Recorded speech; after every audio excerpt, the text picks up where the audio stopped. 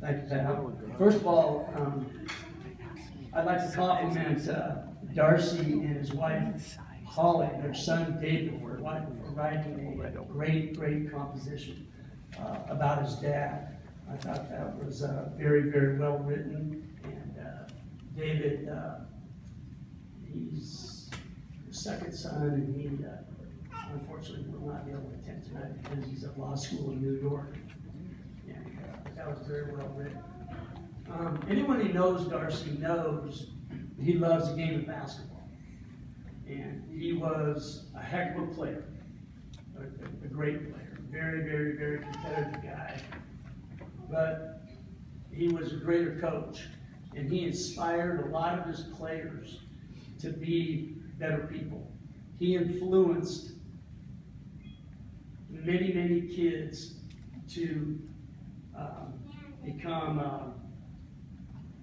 better in their lives as he helped shape them and mold them to be pillars in their community.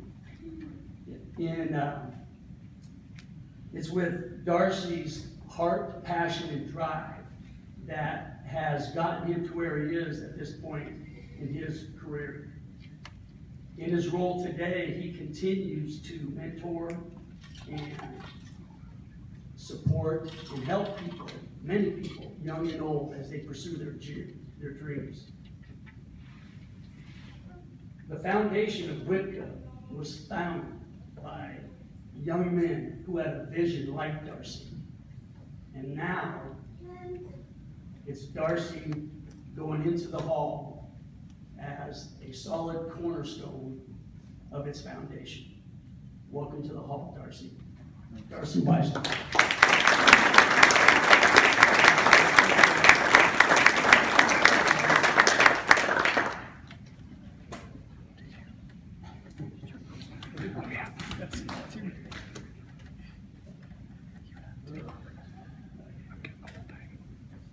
Well, I'm last, and we lost half the audience, so next time you do that, don't give them a bathroom break. Thanks, Tim. That was awesome. Good to see Coach Sloan. Went to battle a few times. It was interesting in that this process, it's quite an honor to be up here, very humbling. Can't stand, as we've all stated, talking about ourselves. And I tried to write that thing, Dave, a number of times, and I just couldn't do it because it really, I didn't get into coaching because it was about me. I got into coaching because I wanted to lead. I wanted to lead athletes and people and move them and inspire them. I didn't know how to do that. But there's this process that you have to go through, and you have to put down all your junk, your records. I couldn't tell you. I know I'm not on the page, though. I'm 10 off. So just want to let you know that. And the reason I'm 10 off is I took a job after Brewster and went to Burlington Edison. Great school, great community, great coaches. I replaced Don Leach. He's a Hall of Famer. He's an awesome coach. But we sucked for 5 years, quite honestly. And I played Pat twice a year and lost for 5 years. I played Ken Crawford and lost twice a year for 5 years. And then there was a guy in Mount Vernon that had some awesome athletes, and I didn't win a game for 5 years there. So you're directly attributed to 31 losses in the league, the Northwest League. So that's why I'm not on the first page. I almost quit coaching after those 5 years, and I was blessed to get a job at Shable Park. And I don't know, playing in the GSL was the most amazing experience back in the day when we got to play in the Boone Street Barn, and the TV stations were there and the crowds were there, and we had this funky gym where the students sat on the baseline, and after people would graduate, they'd come back and say that was the hardest place to play in the GSL, and we used to pack them in and put 3 deep on the baseline, on the sidelines for a lot of different reasons. And I'll never forget sitting up in the old arena looking at Central Valley out there playing the district tournament with Coach Gaebe, and we had not made it that year. And just the envy and the want to get back to a level of competitiveness. And Central Valley was kind of the team along with Ferris and the famous Wayne Gilman and some of the legends that this league produces in the players. It was an honor and a privilege to be part of that. And I've got two players here tonight, my son, Brett, from Shadle Park, and Danny Pariseau. And the reason I want to identify those two people, and I haven't done this very often, but those are two of the toughest players I've ever coached in a lot of different ways. Both go back to Brewster. Brett was born there. Danny, dad, John, and his grandpa, Ed. And Brewster Heights Packing, and were the forerunners of basketball, in my opinion, in the state of Washington. We had a tournament in Brewster. Mark this. Brewster, you know where it's at? The gym. David Robinson came to Brewster and played in that gym in a tournament in I think it was around Easter every spring. And all these teams would come in, all these players, because we didn't have the stuff they have now, and Brewster Heights Packing would bring these teams in and they would play for national championships and win. And I got that job. I was 23 years old.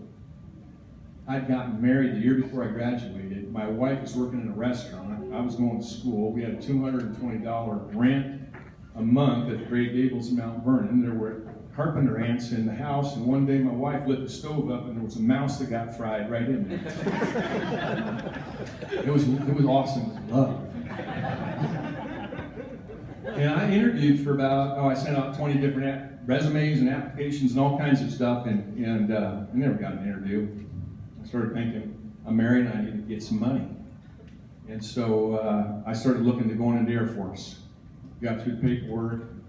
And then July 4th, who interviews anybody on July 4th? I got an interview, Brewster, July 4th, Walt Royce. And what was that guy's name, that superintendent? Fodor. Al Fodor. Is that his name, Jack? Was Twag still doing it? No, he'd gone. It was Al Fodor. Yeah. He was a short guy. Who's Fodor? They interviewed me, and I left. I played overseas that summer in China.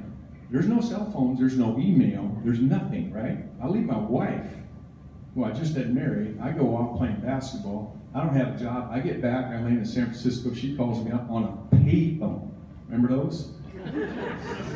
I call collect, and she said, guess what? You got a job. I go, what job? The one at Brewster. I said, yes. Got a little U-Haul, drove over there. Got a $225 a month, 3-bedroom mansion in Brewster. Went to my first staff meeting, sat down. I didn't know how to teach, didn't know how to coach, but I was on that staff. There were all 8 of us at the table. Walt Royce, Jack was there. I want to talk about Jack next, and his short pants. Walt Royce gives out the calendar for the year. School calendar, you all know what those are. I look at it and I go, what the heck is that? There's a vacation in March.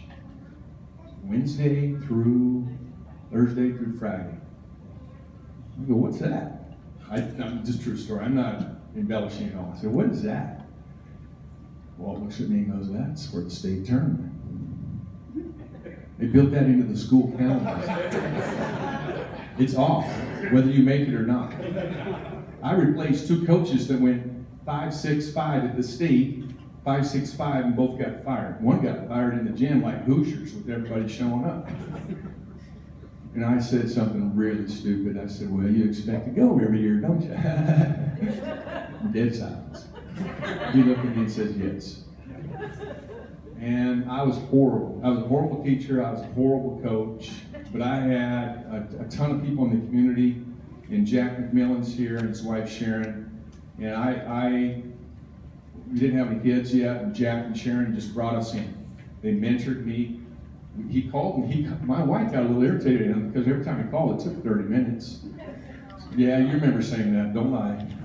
And we just had a great relationship, and I learned more about Jack. And the testament today is that 34 years later, he's still my friend.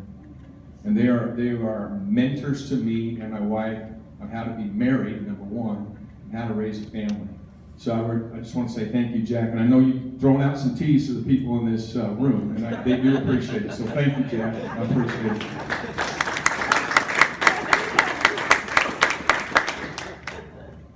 You know, the other mentor I had was, and this was mentioned, is Dave Quall. It was my high school basketball coach. Dave Quall was the coach at Mount Vernon High School. He ended up going and was my assistant coach at Western Washington University. I'm a Conifer kid.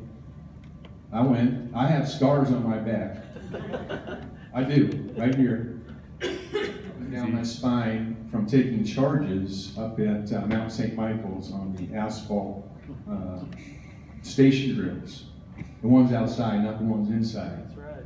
And I'll never forget, because I stayed 2 weeks. I was a sucker for abuse. And then Coach Thacker, Jim, would always give the, all right, you're in the dorms the first night talk. I'm not going to go into every detail of what he told you to do and how he told you to do it. But a lot of it was how to clean your hands. And so we went through the whole protocol on how to be at camp, and everybody was in love with the Thacker girl in the concession stand. All the guys were right there, and the whole Thacker family was there, and my coach Chuck Randall was there, and Ernie McKee was there, and it was the who's of coaches at the time, and Ernie cheated on the second week. They were we do layups to figure out how to get drafted. You just go out there and do layups, and then they'd come by and pick you, and I know I'm not in the first group because these guys from West Lynn are studs. They're all college players. And it was at the back end of the draft. And I'm just sitting there waiting my turn to go on the next line and next level. And Ernie McKee walks right up and says, I'm picking you. He picked me. I was so happy. I got demoted the next day down to the level at the next one. So it was cutthroat basketball. It was awesome. But my coach passed away, Chuck Randall. I'd just like to say, Chuck was a big influence in my life as a college basketball player, along with Dave Quall. Dave was assistant coach at Western when I was there. And that whole Bellingham basketball thing was really alive. One of the best teams I've ever seen was Pat's team at Seaholm, went undefeated and won state championships. I went to every game. I went to state all the time. I just dreamed about being a coach and learned a lot from him. Got beat by him a lot. But that league was very competitive, and it seemed like every league that I went to, somebody was going to win a state championship in that league. So I figured I was just good luck for everybody. Every time I moved, every 4 or 5 years, somebody was going to get a state championship out of the deal. But Pat was great to work with, and the culture that WIGCA's created, and the camaraderie and the collaboration is really second to none. And they're fighting the good fight. I'm not going to talk a whole lot longer, and I've been blessed with a wonderful wife and 7 children and 6 grandchildren. And I'll leave you with this. I got out of basketball pretty early at 20 years. I actually talked to Tim early, and I said, I'm getting out after 2002. I had really good teams. Danny, point guard, Brett was a shooter, and we had just really good teams. For 2 years, we had a chance to be competitive at the state tournament. I keep kicking my head though. The other day I unboxed a box. I got a scorebook. You ever see the old Mark V scorebooks? You still keep those? Open it up, and there's a stupid Garfield game. I've never watched tape. We got drugged. Remember that, Coach? And I looked at the roster and I said, man, no wonder we got drugged. We got an NBA All-Star and Brandon Roy, Isaiah Stanback, who played in the NFL, and then some Kemp dude that played somewhere in the NBA or somewhere. And here we are competing at the GSL and going toe-to-toe with people. And I was proud that GSL always went over the state. I was more proud of the ECL and the regional concept that we had, where we took the best out of each side. And it was as good as it was. There was nothing better than that regional concept that was created here. I remember driving down to Walla Walla on a Tuesday night. Fitz was in the car. He had to do a stop at 7-Eleven to get whatever a road kit was back in those days. And we drive down and watch Coach Thacker's team. We had Claudia on the team. We were scouting. We'd gone to Moses Slate, Coach Thacker's team there, scout there. And one of the hardest games we ever played, and you two can attest to this, was that regional game right here in the old place against Moses Lake, and it was a bloodbath. So what you did and what you left was amazing. Congratulations. You did a good job, Coach. Thank you. And I tell you what, one thing about basketball and one thing about athletics that was really important is adversity teaches you how to do one of 2 things. Figure it out. You figured it out. That was inspirational tonight. Thank you. But I try to teach our players, you're not always going to win. I wanted to, though. You know, most people write stupid books about just have fun and be competitive. It's a lie. I hated losing. And I don't care. I'm old enough not to care anymore. Winning's way more funner than losing. And if you think just going out there and playing hard and pat everybody on the back and that's a good day and give everybody a trophy and a hug and a kiss, that's a bunch of BS. You want to win. And I taught my kids that. I coached that way. But man, I hated losing more than I enjoyed winning at one point in my life. And I had a bunch of kids, and I'll never forget, it's a true story, and I'm going to confess in front of everybody, I did recruit one player in my entire life. It was Gabe or so. The night before, Gonzaga Prep got him. I knew it. I did it. I figured I was okay. It was us or the Catholics. I did a home visit right there. Poor Danny, he had his head down. He was conflicted. Showed up at Chick Park next day. We had a 4-year run. The other thing I did, it was real smart. I told Danny, I said, you get at least 3 screw-ups a game. Because I wanted him to make plays. And there was nobody better besides maybe Nate at certain times in a career where the game was on the line and that guy would make plays because I gave him freedom to make a mistake. But he only got 3. And I'll never forget, we tried to play zone once, remember that? And the whole Paraso clan just about turned over and went pink and puke in the stand because playing zone in the Brewster world is a dirty word. So I had to deal with that. It's a good thing we won the game. We started switching screens, and that was a dirty word also. So we just had all kinds of fun. But I really, really wanted to leave an impression upon my family, and I'll never forget. I'll get back to the story, and I'll be done. Coach Gaebe and I were in a game, and I had my staff behind me, and my son had done something really stupid. My oldest son. I have 5, and we were playing Mount Spokane, and they were undefeated, and it was Bill Peeney over there. And Brett had made a fabulous, Dane makes a pass on the right side, and Brett just rises up, hits 3. And then he does something to the player that was supposed to be guarding him, and Chuck, name him, he rings him up.